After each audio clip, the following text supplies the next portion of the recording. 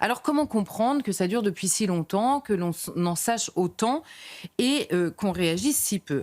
Nous explique le rapport, la menace est moins directe que le terrorisme. Bon, c'est une évidence, évidemment. Les autorités se sont dit, le terrorisme, il risque d'y avoir des morts, on réagit immédiatement, alors que là, c'est une stratégie d'emprise sur la société, de remplacement de la société.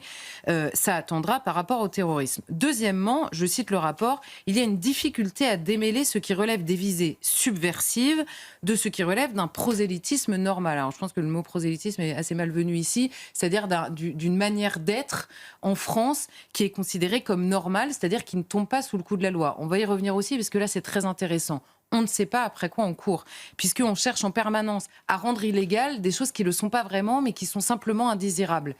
Et là, on a un... Non, mais c'est vrai, Oui, oui, bien sûr, quand bien sûr. Jean-Michel Blanquer disait le voile n'est pas souhaitable, on fait quoi avec ça? Merci, il fallait réfléchir un tout petit peu plus tôt.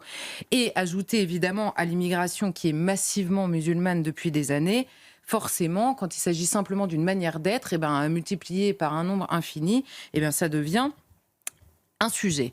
Ensuite, je cite encore le rapport, l'efficacité parfois limitée des outils de droit commun mobilisés en matière d'entrave. Donc là, c'est notre problème éternel de droit. On n'a pas attendu ce rapport, en tout cas face à l'info, pour découvrir qu'en effet, on avait un problème d'entrave par le droit et par la manipulation du droit, doublé de la prudence de certaines administrations, dont certaines internalisent le risque des réactions victimaires dans les médias sur le thème de l'islamophobie.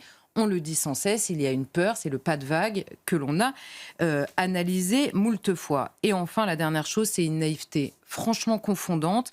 La mouvance frériste, ouvrez les guillemets, c'est encore dans le rapport, constitue un démenti à ceux qui considéraient la religion comme un archaïsme soluble dans la sécularisation. Il est vrai que pendant des années, on nous a expliqué, mais vous inquiétez pas, ça finira par passer.